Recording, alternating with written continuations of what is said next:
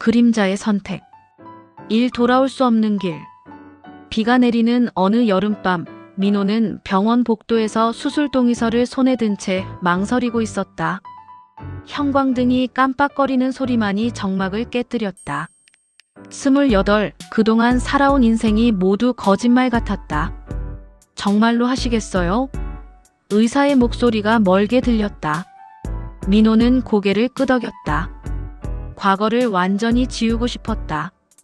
조직에서의 잔혹한 나날들, 피로 얼룩진 손, 밤마다 들려오는 비명소리들. 모든 것을 다시 시작하고 싶었다. 수술은 성공적이었지만 회복 과정은 예상보다 고통스러웠다. 몸의 변화보다 더 힘든 것은 마음의 공허함이었다. 새로운 정체성을 얻었지만 진짜 자신이 누구인지 더욱 혼란스러워졌다. 퇴원 후 민호는 작은 원룸에서 홀로 지냈다. 거울을 보는 것이 두려웠고 사람들과의 만남을 피했다. 과거를 아는 사람들을 마주칠까봐 늘 불안했다. 밤마다 악몽에 시달렸고 술로 잠을 청하는 날이 많아졌다. 몇 달 후 용기를 내어 가족에게 연락했다. 어머니의 차가운 목소리가 전화기 너머로 들려왔다. 당신은 더 이상 우리 가족이 아니야. 다시는 연락하지 마. 전화가 끊어진 후 민호는 바닥에 주저앉았다. 새로운 삶을 찾으려 했지만 결국 모든 것을 잃어버렸다. 거리를 걸을 때마다 느끼는 사람들의 시선, 속삭이는 소리들이 더욱 견디기 어려워졌다. 어느 날 밤 술에 취해 비틀거리며 걷던 민호는 작은 교회 건물 앞에서 멈췄다. 따뜻한 불빛이 새어나오고 찬송가 소리가 들려왔다. 그 순간 어린 시절 어머니와 함께 다녔던 교회가 떠올랐다. 들어오세요. 문 앞에 서 있던 중년 남자가 미소를 지으며 말했다. 여기서는 누구든 환영입니다. 그렇게 민호는 새생명교회라는 작은 종교 공동체에 발을 들여놓게 되었다. 그때는 몰랐다. 이곳이 또 다른 지옥의 입구가 될 줄은. 이 거짓된 구원. 새생명교회의 교주 강석은 40대 중반의 카리스마 넘치는 남자였다. 신도들은 그를 아버지라고 불렀고 그의 말 한마디에 일이 일비했다. 강석은 민호를 처음 본 순간부터 특별한 관심을 보였다. 하나님께서 당신을 이곳으로 인도하셨습니다. 강석의 목소리는 부드럽고 따뜻했다. 과거의 아픔은 모두 씻겨질 것입니다. 민호는 그 말에 마음이 흔들렸다. 오랫동안 누군가의 따뜻한 말을 듣지 못했던 터였다. 교회 사람들은 민호를 차별하지 않았고 오히려 더욱 따뜻하게 대해주었다. 공동체 생활이 시작되었다. 새벽 오시 기도, 하루 종일 이어지는 예배와 교육, 밤늦게까지 계속되는 봉사활동. 바쁜 일정 속에서 민호는 과거의 아픔을 잊을 수 있었다. 적어도 그렇게 믿고 싶었다. 다른 신도들과 함께 생활하면서 민호는 점차 안정감을 찾아가는 것 같았다. 규칙적인 생활, 공동체의 일원이라는 소속감, 그리고 무엇보다 강석의 특별한 관심이 그에게는 큰 위안이 되었다. 하지만 시간이 지날수록 이상한 점들이 눈에 띄기 시작했다. 교주에게 절대 복종해야 한다는 규칙, 외부인과의 접촉 금지, 개인 소유물의 공동화. 의문을 제기하는 신도들은 어느새 사라져버렸다. 의심은 사탄의 유혹입니다. 강석은 단호하게 말했다.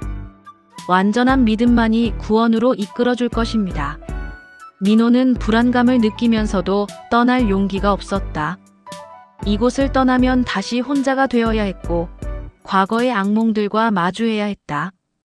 차라리 여기서 누군가의 지시를 따르며 사는 것이 편할 때도 있었다.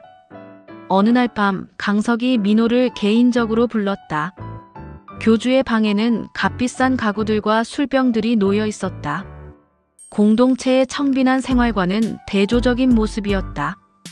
당신은 특별합니다. 강석의 눈빛이 이상하게 빛났다. 하나님께서 저에게 계시를 내리셨어요. 당신을 통해 새로운 기적이 일어날 것이라고. 그 순간 민호는 섬뜩한 느낌을 받았다.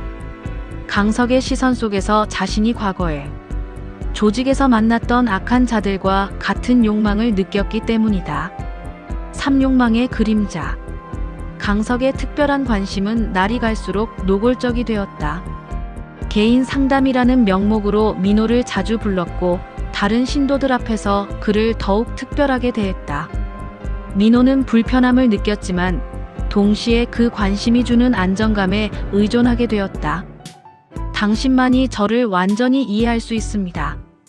강석은 민호의 어깨에 손을 얹으며 속삭였다. 우리는 모두 과거의 상처를 가지고 있어요. 서로 치유해 주어야 합니다. 어느 늦은 밤, 강석은 민호를 자신의 개인 기도실로 불렀다. 교회 건물 지하에 있는 작은 방이었다. 벽면은 온통 종교화로 덮여 있었고 단 하나의 작은 창문만이 있었다. 하나님께서 우리에게 특별한 사명을 주셨습니다. 강석의 목소리가 떨렸다. 당신과 저는 더 가까워져야 합니다. 민호는 뒤로 물러났지만 강석은 계속 다가왔다. 그의 눈빛에는 광기와 욕망이 뒤섞여 있었다. 민호는 과거 조직에서 만났던 위험한 인간들을 떠올렸다. 권력을 가진 자들이 약자를 어떻게 이용하는지 너무나 잘 알고 있었다.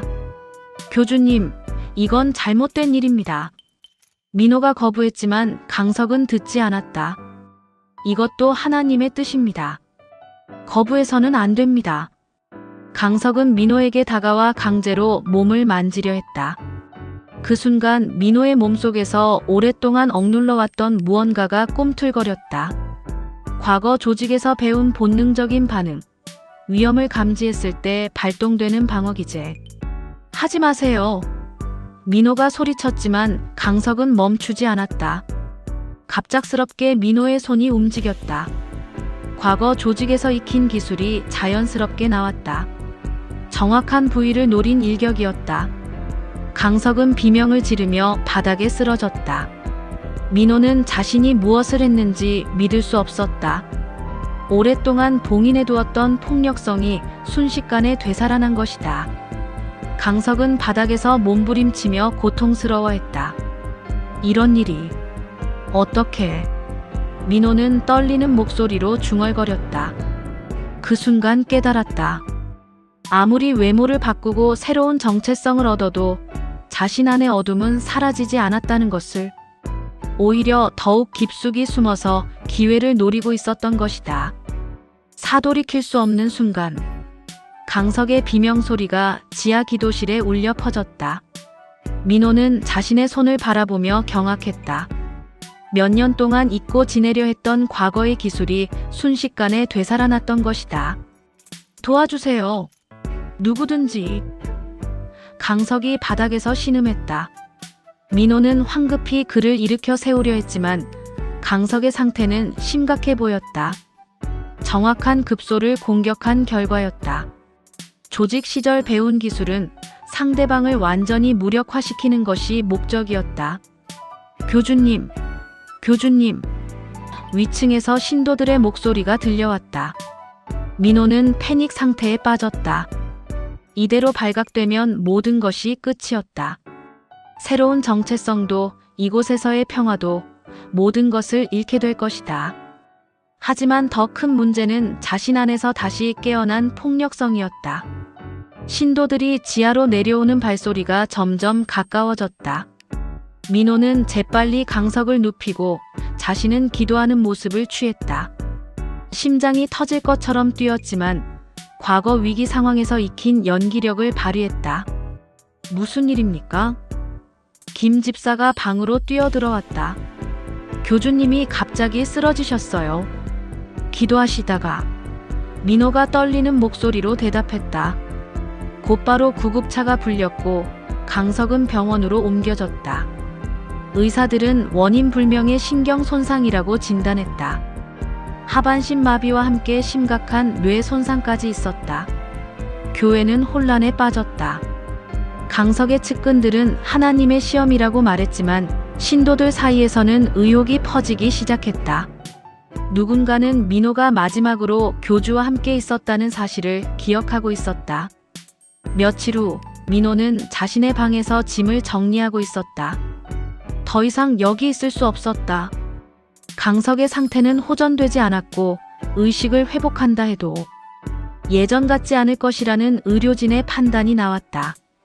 그날 밤 민호는 교회를 떠났다. 배낭 하나만 들고 어둠 속으로 사라졌다. 떠나면서 마지막으로 강석이 있던 기도실을 바라봤다. 그곳에서 일어난 일은 사고가 아니었다. 자신 안에 잠들어 있던 괴물이 깨어난 것이었다. 버스 터미널에서 표를 끊으며 민호는 생각했다.